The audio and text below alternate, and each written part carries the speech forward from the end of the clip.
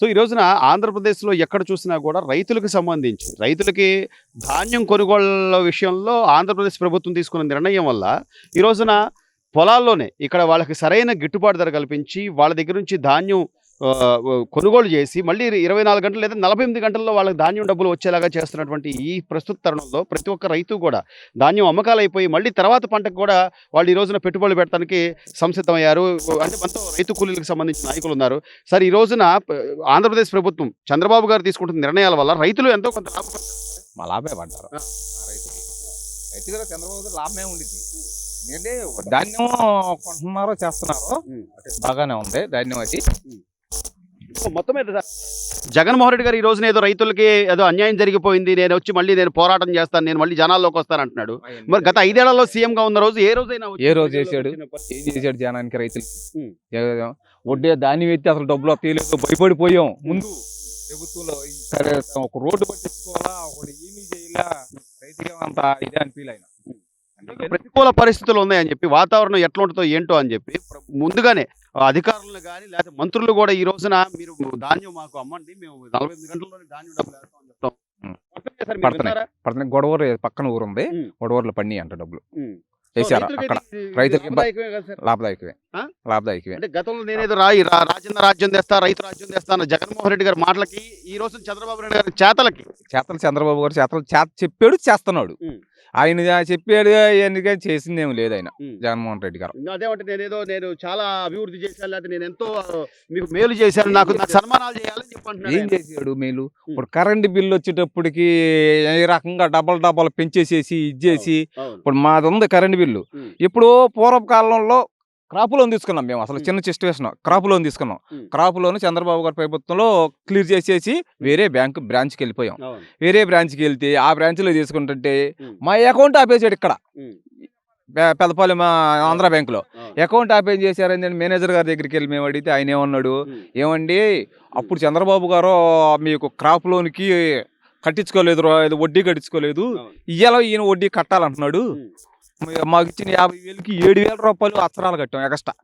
So ఏదో ఒక litigation పెట్టి ఈ రోజు ప్రజల దగ్గర నుంచి డబ్బులు వసూలు చేసిందేమో జగన్మోహన్ రెడ్డి గారు.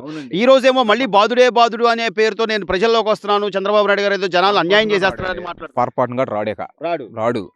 ఎందుకంటే చంద్రబాబు గారు ఇది కావాలంటే చేసి పెడుతున్నారు. పవన్ కళ్యాణ్ గారు, చంద్రబాబు గారు ఇవాళ మంగళగిరి నుంచి రోడ్డు పోతున్నారు. ఇంతవరకు రోడ్డు పోసిన పాపం లేదు. ఆయన ప్రభుత్వంలో కనీసం ఒక సాట కూర్తి అన్న రోడ్డు పోసాడు అయినా ఉందా? లేదు. రైతులకి ఏమైనా పడుచుకున్నాడా? రైతులకి ఏం పడుచుకోవాలా?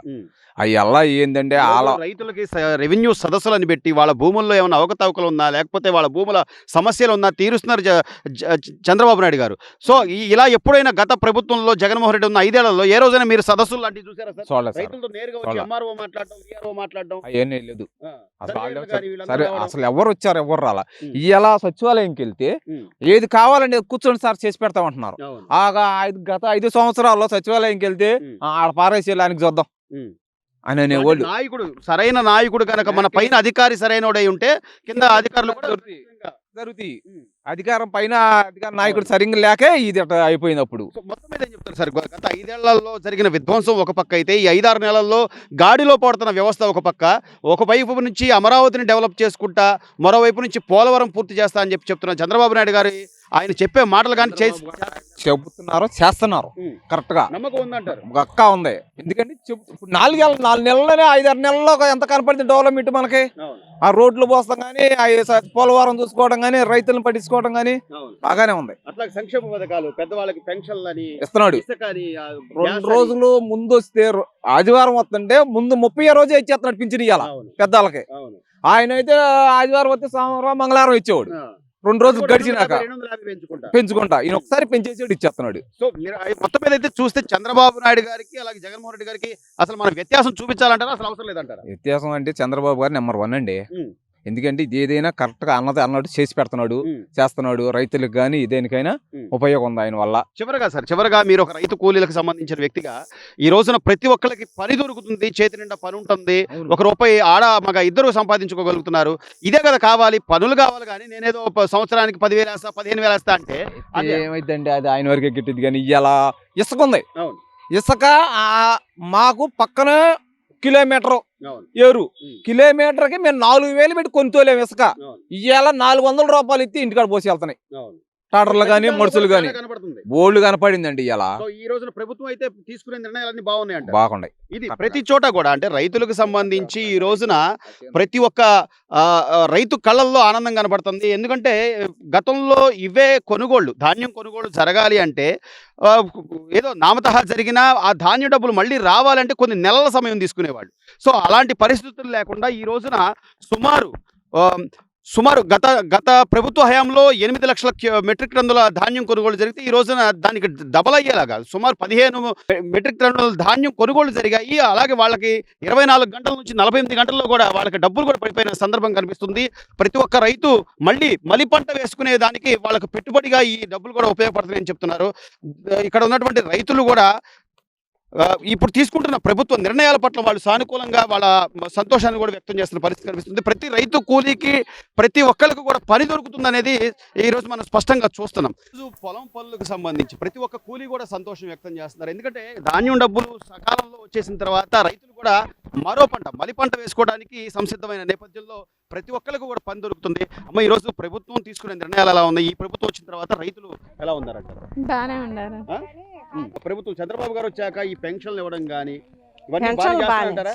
పెన్షన్లు ఇస్తున్నారు, బియ్యం ఇస్తున్నారు, కందిపప్పు ఇస్తున్నాడు, గతంలో ఎన్ని పంచదార వచ్చినాయా? ఇస్తున్నాడు. గతంలో ఇప్పుడు ఒక్కోసారి జగన్మోహన్ రెడ్డి ఇలా కొన్నాళ్ళు ఇవ్వలేదు, కొన్నాళ్ళు ఇచ్చాడు. జగన్మోహన్ రెడ్డి ఉంటే కేవలం బియ్యం మాత్రమే వచ్చేది తప్ప కనీసం పంచదార కానీ కందిపప్పు కానీ ఇలాంటి ఏమైనా వచ్చినాయా? రాలా, కొన్నాళ్ళు రాలేదు, కొన్నాళ్ళు ఇచ్చాడు. ఇప్పుడు చంద్రబాబు వచ్చాక మళ్ళీ రేపు పండగకి కూడా పండగ కానుక సంక్రాంతి కానుకని మళ్ళీ ఆయన కూడా ఇస్తారంటున్నాడు.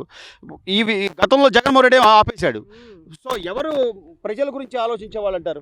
ఈయన ఆలోచిస్తున్నాడులే, చంద్రబాబు గారు ఆలోచిస్తున్నాడు. ఇప్పుడు మరి ఇప్పుడే కదా ఎక్కింది. అంటే ఏదో 10,000 15,000 ఇస్తే సరిపోతుంటావా? రోడ్లు బాగుండాలి, పరిశ్రమలు రావాలి, రోడ్లు బాగు చేస్తాడు. ఈయన వస్తే రోడ్లు బాగు చేస్తాడు. చంద్రబాబు గారు వస్తే బాగానే ఉంటుంది. అభివృద్ధి చేస్తాడంటావా రాష్ట్రాన్ని?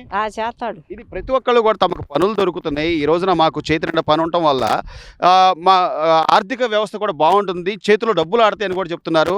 ఇక్కడ ప్రతి ఒక్క కూలీ కూడా వాళ్ళ పనులు చేసుకుంటూ ఇంట్లో చేదోడు వాదోడుగా సహాయపడుతున్నారని కూడా చెప్తున్నారు. అమ్మ, ఈరోజు మీరు చేసే ప్రతి పనికి కూడా అంటే ఇంట్లో మగవాళ్ళకి సహాయయోగంగా ఉంటుంది కదమ్మా? సాయంగానే అంటే మేము కూడా రైతులే కానీ యూరియా కట్టలు అలాంటివి కూడా మాకు అందుబాటులో సదుపాయంగా ఉండేటట్లు చూస్తే బాగుంటుంది. అంటే ప్రభుత్వం వచ్చిన తర్వాత గత ప్రభుత్వంలో అట్లా ఉండేదమ్మా?